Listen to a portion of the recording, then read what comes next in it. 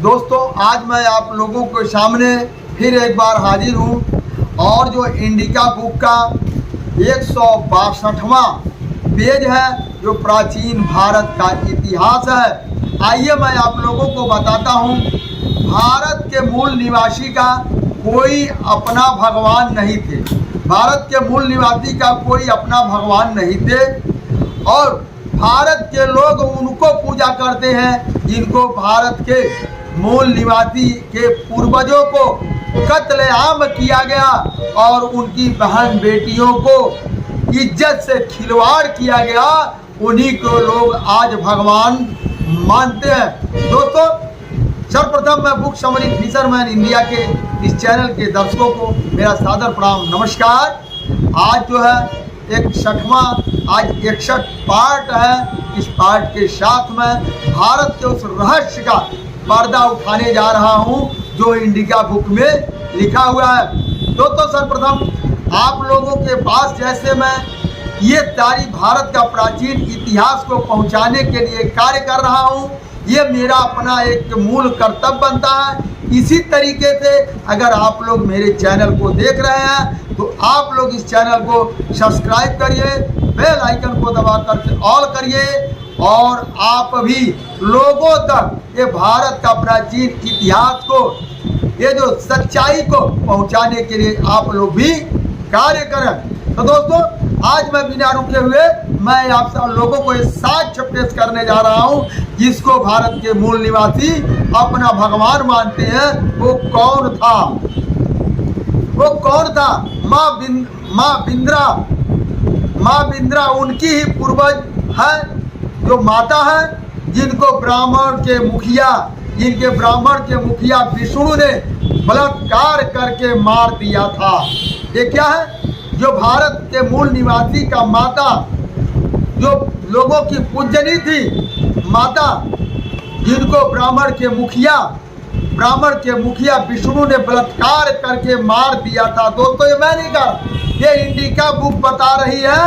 162वां page पर लिखा हुआ है, वो बलात्कार करके मार दिया। अब आइए, जो भारत को बचाने के लिए जिन जिन लोगों ने, इन शातिर लोगों से, बाहरी लोगों से लड़ाई लड़ा, उनका नाम संबर, नमुची, वृत्त, रावण, जालंधर, प्रहलाद जैसे अनेक लोगों ने जो अपने देश की रक्षा के लिए सच्चाई पर लड़ते उन्होंने अपने मातृभूमि को बचाने के लिए शहीद हो गए थे। ये ऐसे लोग शहीद हो गए थे। अब आइए, एक सवाल ये आता है कि भारत के अंदर जातियां कैसे आई, ये किसने बनाया? यह सवाल भारत के मूल निवासी लोगों को, उन लोगों से पूछना चाहिए जो ज्ञानी लोग हैं। अब आइए, सवाल नंबर 1, आपकी और मेरी जात कब और किसने बनाई? आपका और मेरी जात कब और किसने बनाई? आपकी जात और मेरी जात के ऊंच नीच होने का अंतर क्यों है? ब्राह्मण, क्षत्रिय, वैश्य, शूद्र की रोटी बेटी का रिश्ता है। फिर भी वह एक ही नस्ल के लोग कैसे कहे जा सकते हैं?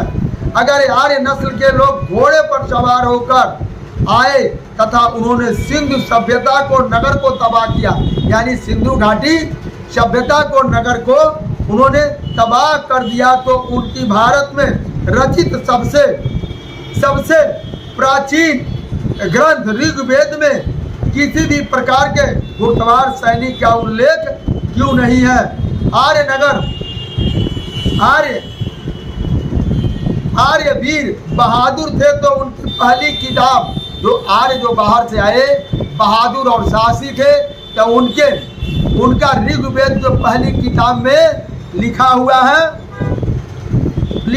प्रार्थना किया गया है कि यह प्रार्थना किसने बनाया है कि इसको ऋग्वेद को बचाओ, हमें बचाओ, हमें बचाओ, हमें बचाओ।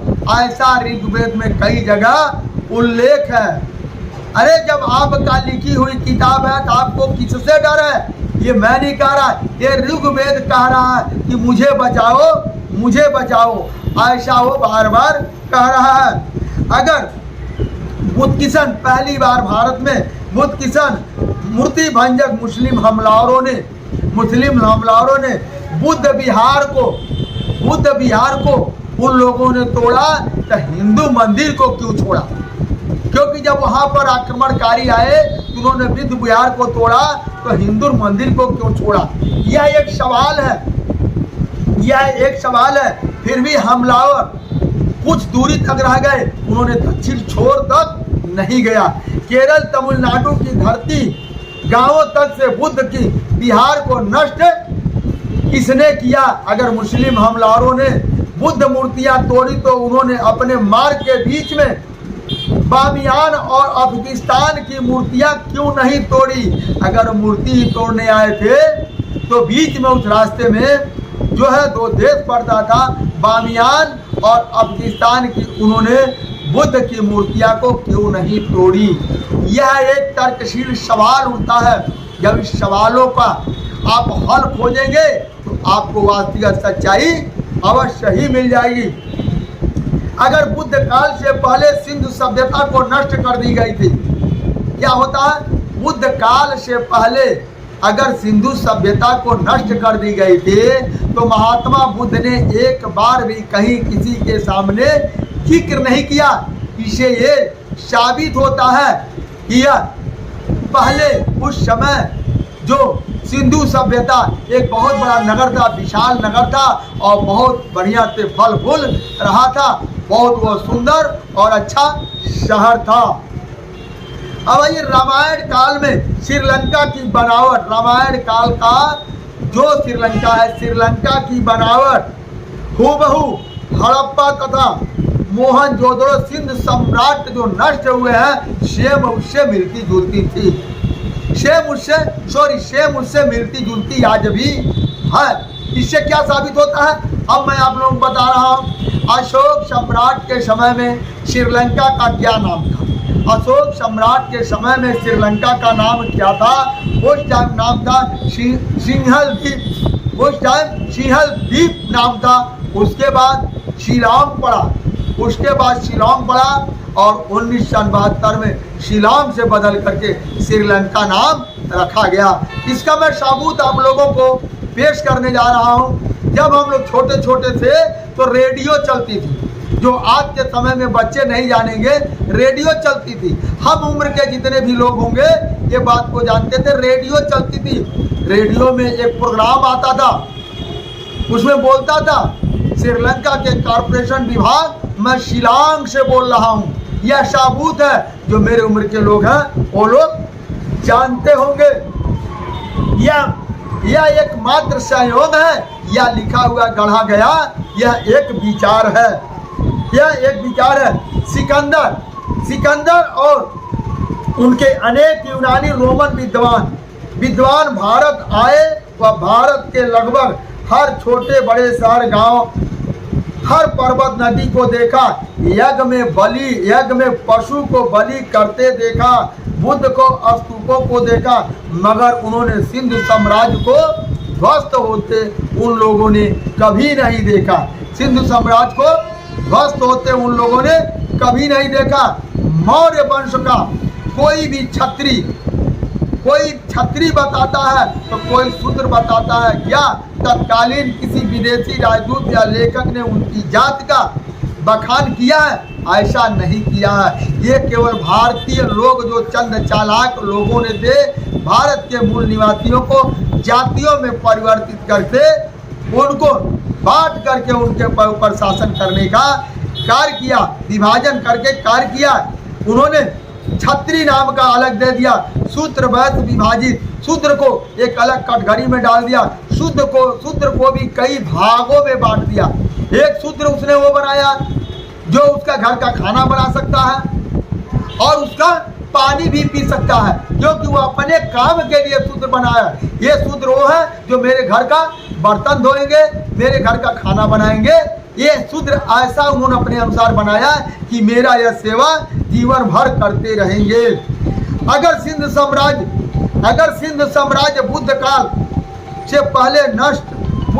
से पहले नष्ट हुआ था तो आज भी स्तूपों में खंडहर कैसे मिलते हैं। हमारे ऐसे प्रश्न सुनकर कई बार तो इतिहास के प्रोफेसर अपना सिर झटक कर हमें बेवकूफ़ बताते हैं, इशारा कर देते हैं कि कभी कभार मुस्कुरा देते हैं, संजीदा भी हो जाते हैं, मगर तसल्ली देने वाला उत्तर कभी किसी ने नहीं दिया, कभी तसल्ली देने वाला किसी ने उत्तर नहीं दिया।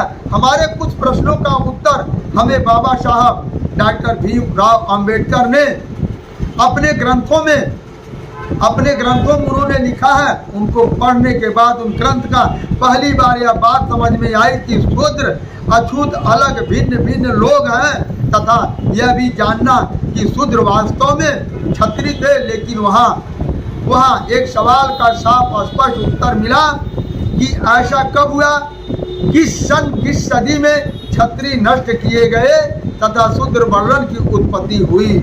ऐसा ये बिल्कुल एक कहा गया है। हमारी खोज की एक नई दिशा दी, समय के साथ साथ अधिक जानकारी एकत्रित होती गई। कुछ पहले संस्कृत भाषा में अज्ञात महान इतिहासकार मुद्राक्षस नामक नाटक एक किताब को खोजी पूर्व में ग्रंथ का पुनर्गठन की रचना की। इस पुस्तक में उन्होंने ब्राह्मण ग्रंथों में अनेक उदाहरण देकर के यह सिद्ध किया है कि ब्राह्मण ऊंचा है। अब आइए एक और सबसे जटिल सवाल ये आता है, जो विदेशी जो लोग आए, जो आर्य कहे जाते हैं, वो जाति के लोग यहूदी अब्राहम यानी इब्राहिम के वंशज हैं। ये इंडिका बुक ये बताती है वह एक मुस्लिम के वंशज है।